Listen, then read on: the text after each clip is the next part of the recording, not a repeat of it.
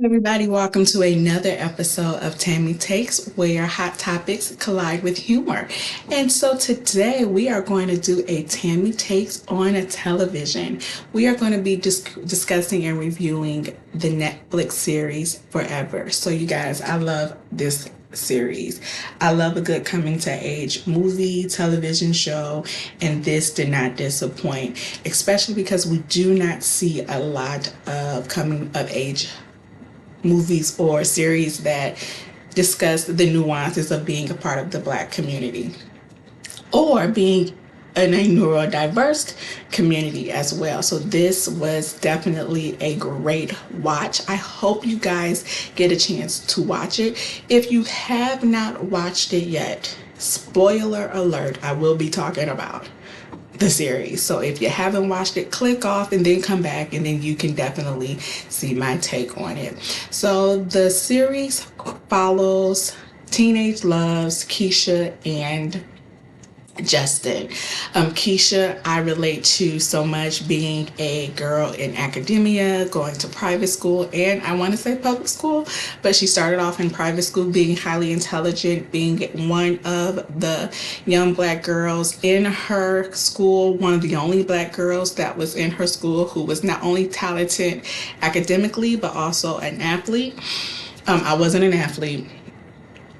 I ain't relate to Keisha in that way, but I did relate to her from the academic point of view, having the pressure of being the first person to go to her, in her family, to possibly go to college and to make it out of the hood. Now, I grew up very middle class America, but I was in a family that my parents weren't able to go to college, get higher education, just the nature of how they grew up. My father grew up in a country setting. My mother grew up in Detroit, but she was out of high school, very easily got a job as a administrative assistant.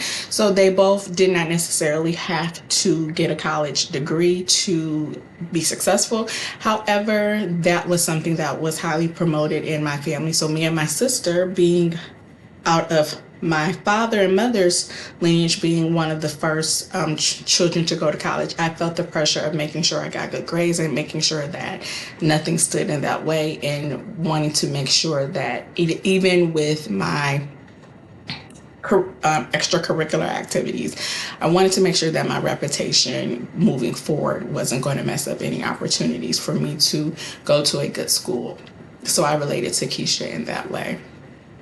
Loved Justin's character because Justin is on the spectrum. I think he had ADHD, which is a part of the spectrum or the neurodiverse community. And so he was very honest, very open about his feelings. He wasn't a playboy in that way. He was very much what you see is what you get. He had to make sure that he was focused on speaking directly. He didn't necessarily understand a lot of nuances when it came to liking Keisha, but he did know that he had feelings for her and that he would always have feelings for her. They went to elementary school together and they reconnected at a party their junior year in high school. Justin, being on the spectrum, was very much kind of like adorable, very shy, very kind of, you can see that he has some awkwardness about him when it came to Keisha. Keisha, probably being a typical teenager, understood the nuances of, attraction, sexuality, and liking somebody, and probably being very aware of her being a girl coming from a single mother home. She had a lot of those type of typical things that a lot of teenage girls do with coming from an urban area. Think about, I'm trying to get out of the hood. I'm trying to make sure I make my mother proud. I'm trying to not repeat her mistakes.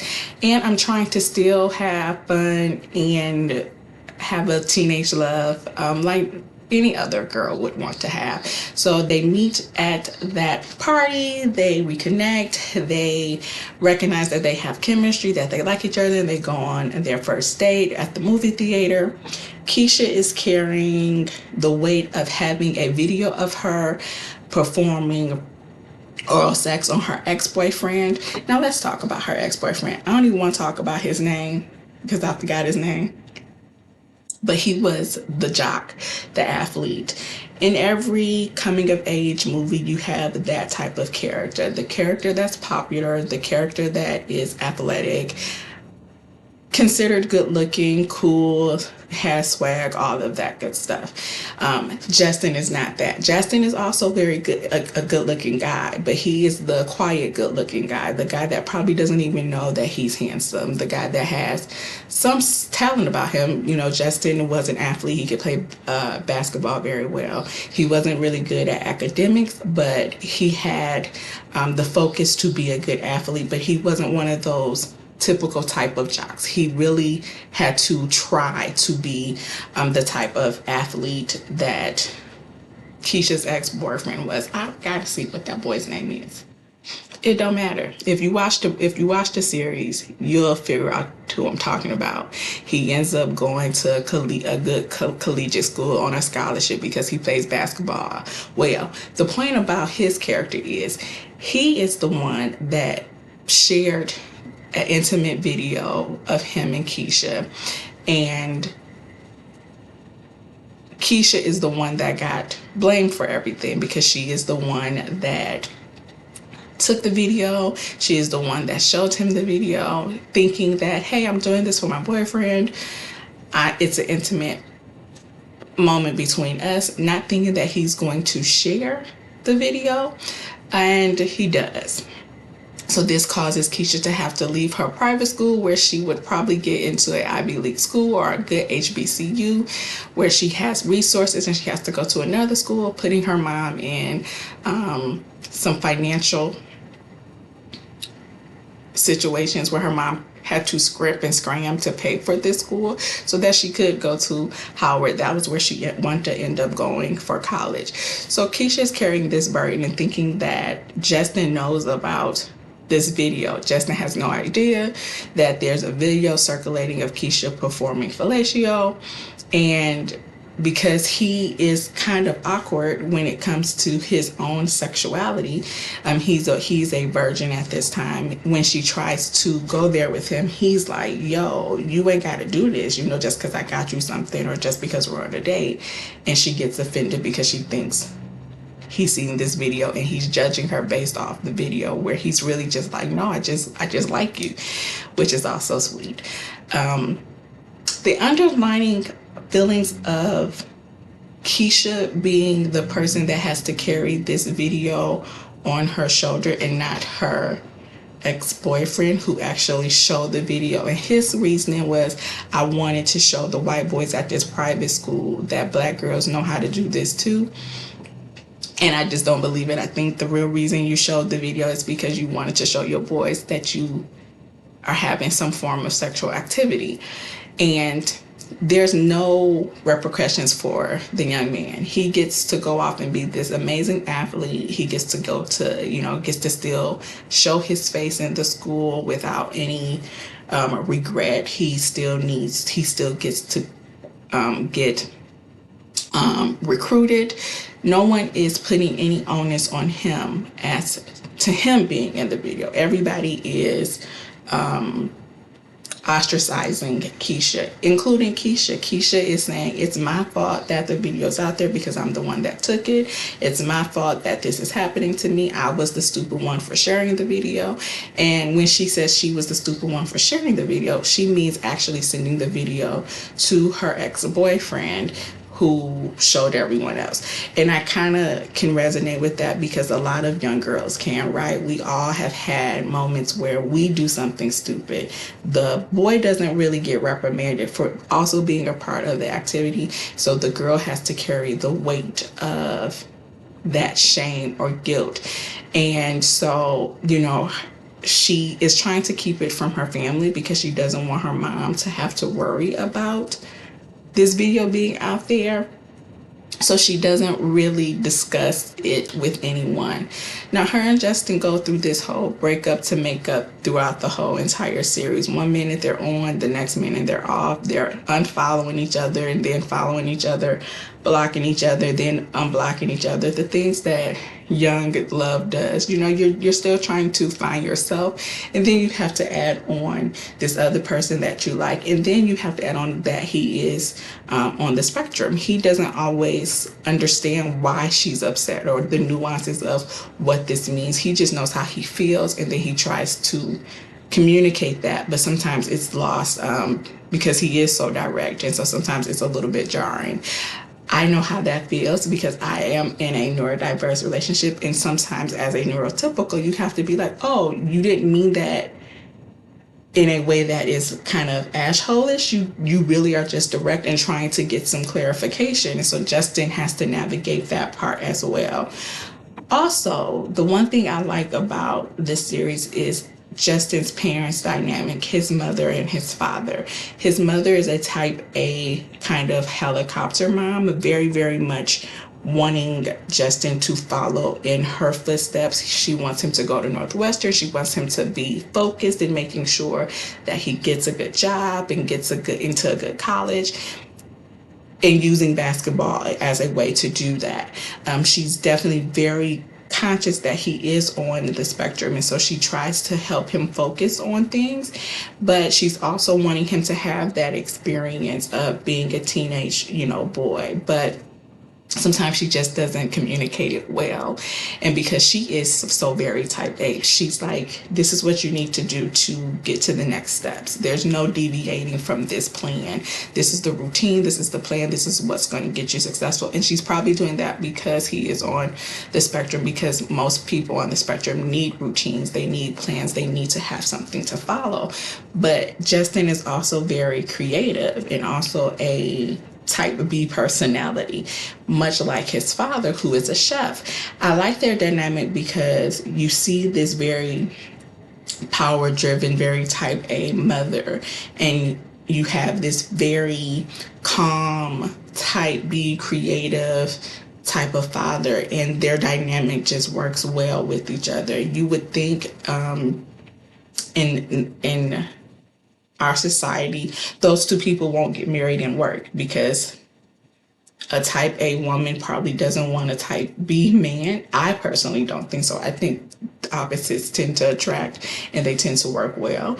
However, I just love their dynamic. I love how they balance each other. I love how he understands that, yes, there is the father, there is a plan, there is something that we need to follow, but you also have to give him wiggle room to grow and to make mistakes and to learn. And even though he is on the spectrum, he is smart enough to communicate what his needs and wants are. So I love the parents dynamic. I also like Keisha's mother. Keisha's mother is I would say an average single Black mother story. She's working hard to make sure that Keisha gets the best that she can and not make the same mistake that she did, getting pregnant early and having to work these odd hours and, scrimp and scram to make Keisha's dreams come true. And I think a lot of that resonates with Keisha, or Keisha is very aware that her mom has sacrificed for her, and so she does carry that weight. But I think once they start to communicate that you don't have to protect me, as the mom said down the line when she finds out that Keisha does have this video.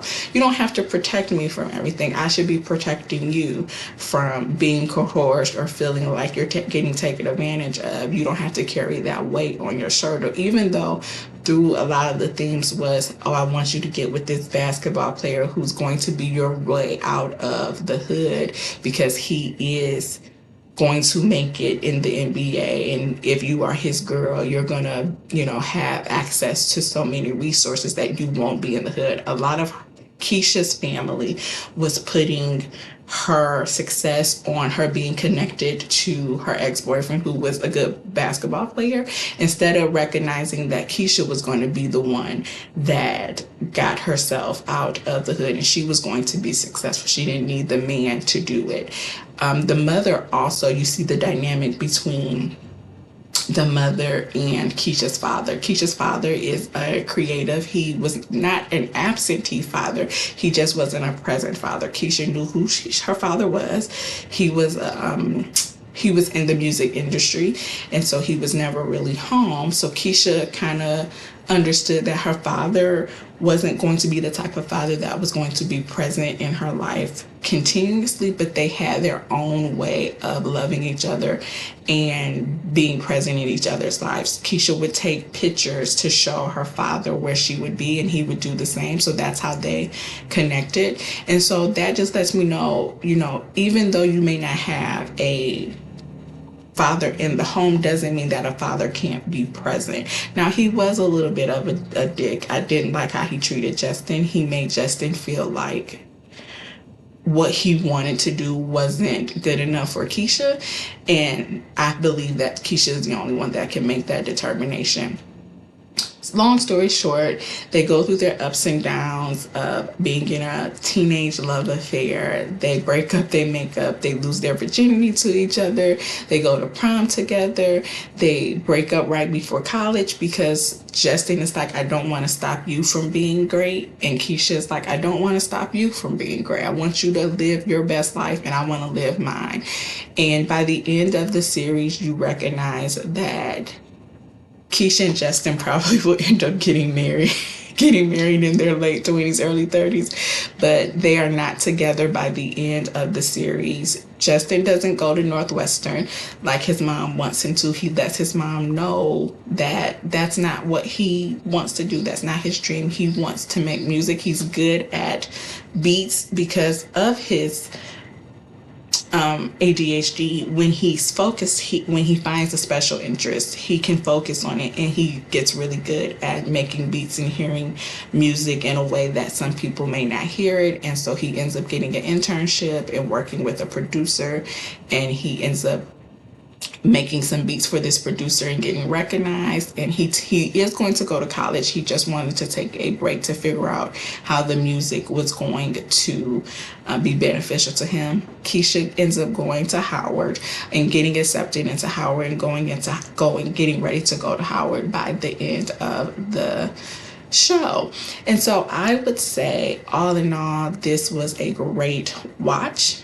I loved the themes within the community on, how to overcome adversity when you are in a situation where you could be put on blast. That's Keisha's story. I like how Justin was overcoming having ADHD, but also processing his feelings growing up as a young man. And a young man that wasn't typical. He wasn't trying to be, a player or trying to be a F-boy. He was just trying to enjoy music, enjoy Keisha, and live his life authentically. And I think that's important to have teens see when you are different, or when you are maybe on the spectrum, or even in Keisha's case, when you come from a certain background, doesn't mean you have to stick there. And I like the idea that her mother and her family eventually recognized that she didn't need attachment to a dude to be successful. She was going to find that within herself.